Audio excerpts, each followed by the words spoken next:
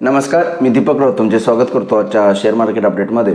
आज मार्केटमध्ये Nifty पॉझिटिव्हमध्ये reaction आली. Bank Nifty particularly Kotak bank जवळपास 9% वाढला. कोटक बँकेचे रिझल्ट्स शनिवारी आले. मार्केटच्या अपेक्षेपेक्षा थोडे खराब आले, पण समहाऊ मार्केटनं पॉझिटिव्ह घेतलं, कारण बरेच वर्ष स्टॉक अंडर परफॉर्म करतो आहे आणि त्याच्याजवळ स्टॉकमध्ये जवळपास 10%चा राईज आला आणि परिणामी बँक निफ्टीमध्ये आपणाला जो काय आज गेन बघायला मिळाला, वाढ बघायला मिळाली, ती बऱ्यापैकी ऑलमोस्ट कोटक बँकेच्यामुळे आली. त्यानंतरनं निफ्टीमध्ये विप्रोचा शेअरसुद्धा जवळपास 8% पॉझिटिव्हमध्ये राहिला. विप्रोचे रिझल्ट्स येऊन गेले. विप्रोमध्ये रिझल्ट्स चांगले लागले, जवळपास 25% प्रॉफिट वाढला आहे, 335 करोडच्या आसपास. कोटक बँकेचा फक्त 5% राईज झाला प्रॉफिटमध्ये, पण तरीही कोटक बँकेनं चांगले दोन्ही बँकेचे रिझल्ट चांगले आल्यामुळं कोटक बँक आणि विप्रोचे रिझल्ट चांगले आल्यामुळं मार्केटमध्ये त्या दोन स्टॉक्सला आज चांगला बाउन्स बघायला मिळाला आणि त्याच्याबरोबर परिणामी निफ्टी बँक निफ्टीमध्ये दोन्ही इंडेक्समध्ये जोर बघायला मिळाला. ओव्हरऑल मार्केट जे आहे ते आता एक रेजिस्टन्स लेवलच्या आसपास आलं आहे. 23,350 आपण जे बरेच दिवस रेजिस्टन्स चर्चा करतो आहे त्याच्या आसपास आला निफ्टी. बँक निफ्टीच्या तुलनेत चांगला वाढला. 49,000 महत्त्वपूर्ण रेजिस्टन्स होता, तो क्रॉस करून वरती मेंटेन राहिला आहे, त्यामुळे मला वाटतं फर्दर अप होईल.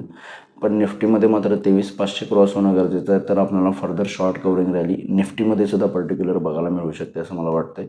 बऱ्यापैकी रिझल्ट्स बाहेर यायला चालू झाले आहेत निफ्टीच्या टॉप कंपन्यांचे. रिलायन्स असेल, इन्फोसिस असेल, TCS असेल, तर मला वाटतं रिझल्ट्स चांगले अपेक्षेप्रमाणे लागत आहेत.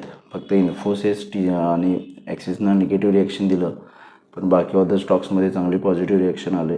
पण इन्फोसिसचं आणि ॲक्सिसचे रिझल्ट्स पण चांगले होते, पण तरीही स्टॉकनं निगेटिव्ह रिॲक्शन दिलं. कोटकचे एवढे चांगले नाहीत, पण कोटक बँकेनं चांगलं पॉझिटिव्ह रिॲक्शन दिलं. त्यामुळे मार्केटमध्ये अशा पद्धतीचे रिॲक्शन्स येत राहतात रिझल्ट्स बेसिस. आपण त्यात फारसं प्रेडिक्ट नाही करू शकत एक्झॅक्ट कोण किती वाढेल, पण रिझल्ट सगळ्याचे चांगलं. त्यामुळे ओव्हरऑल बाय टाईम बिंग जर निफ्टी सस्टेन राहिला 23,400 वगैरे, तर मला वाटतं 23,500च्या वर गेलं तर एक शॉर्ट कवरिंग रॅली ट्रिगर होऊ शकते. दुसरं आजच्या रॅलीचं कारण पण एक होतं ट्रम्पचं. आज शपथविधी होणार आहेत डोनाल्ड ट्रम्प यांचा, आणि डोनाल्ड ट्रम्प हे मार्केटसाठी खूप फेवरेबल मानले गेलेले आहेत. मागच्या त्यांच्या लास्ट टेन्युअरमध्ये सुद्धा भांडवलशाही त्यांचं धोरण असल्यामुळं मार्केट्समध्ये लोअर व्याजदर म्हणा किंवा बॅलन्स शीट जी आहे ती कमी करण्याची धोरणं म्हणा, हे सगळे ते मार्केटला प्रोव्हाइड करतात. बॅलन्स शीट कमी करण्यापासून थांबवतात, व्याजदर कमी करायला होतात, जेणेकरून इझी मनी मार्केटला अवेलेबल होतो. आणि लास्ट टाईम मार्केटनं चांगले परफॉर्मन्स केलेलं आणि होप्स आहेत यावेळी मार्केटमध्ये त्याच पद्धतीची मुवमेंट येईल. त्यामुळे सुद्धा ट्रम्प यांचं एक सेलिब्रेशनसुद्धा म्हणता येईल ग्लोबल मार्केट्समध्ये आज झालं. डाव जोन्स काल शुक्रवारी चांगलं वाढलं, आजही फ्युचर्स पॉझिटिव्ह आहेत. त्याच्या तुलनेत आपण पण आज त्यामुळे सुद्धा ग्लोबल मार्केट्समुळे पॉझिटिव्ह राहिले. त्यामुळे ओव्हरऑल ट्रम्पचा एरा सुरुवात होते म्हणून मार्केटनं थोडं सेलिब्रेट केले. ट्रम्पचा टेन्युअर मार्केटसाठी लास्ट टाईम चांगला होता, यावेळी पण चांगलं येईल असं वाटतं.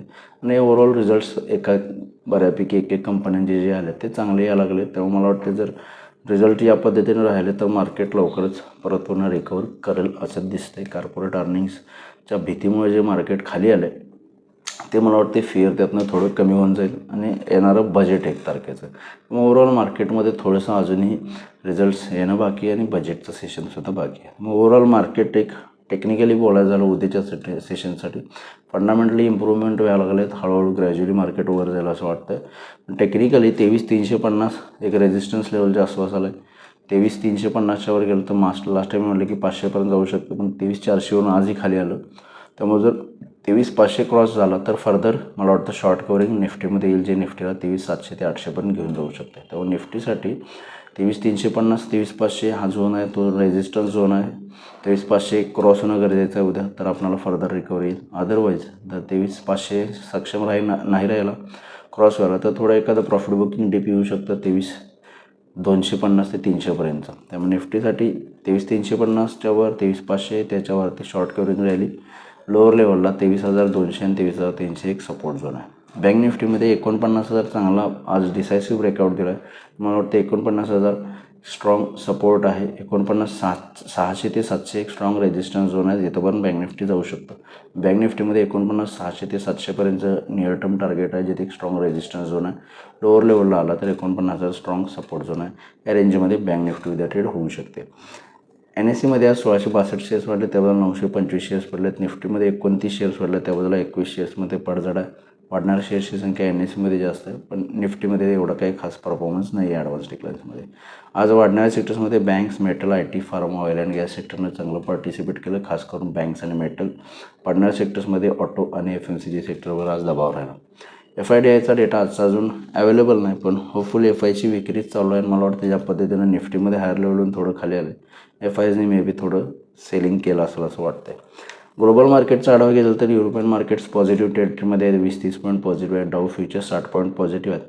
त्यामुळे ओव्हरऑल ग्लोबल मार्केट्समध्ये अजून पॉझिटिव्ह सिनेरिओ दिसतोय. मला वाटतं जर आज US मार्केटमध्ये ट्रम्पच्या इनॉग्रेशन नंतर रॅली आली तर मला वाटतं फर्दर आपण उद्यासुद्धा एक पॉझिटिव्ह स्टार्ट घेऊ शकतो, पण हायर लेवलला 23,500 निफ्टीला क्रॉस होणं गरजेचं आहे. त्यामुळे आपल्याला फर्स्ट उद्यासाठी निफ्टीमध्ये खास इम्पॉर्टंट लेवल 23,500 जे क्रॉस होणं गरजेचं आहे. तर निफ्टी 23,500 क्रॉस होऊ शकला तर मला वाटतं फर्दर शॉर्ट कवरिंगनं निफ्टी आणखी वर जाईल. अदरवाईज मायनर डिप किंवा साईडवेज ट्रेडिंग सेशन राहू शकतो. तर बघूया उद्या मार्केट्स कशा पद्धतीने बिहेव होते. माझा व्हिडिओ ऐकला त्याबद्दल धन्यवाद. माझा व्हिडिओ जास्तीत लाईक करा, शेअर करा, माझ्या चॅनल सबस्क्राईब करून डेली अपडेटसाठी बेल आयकॉनला क्लिक करा. धन्यवाद.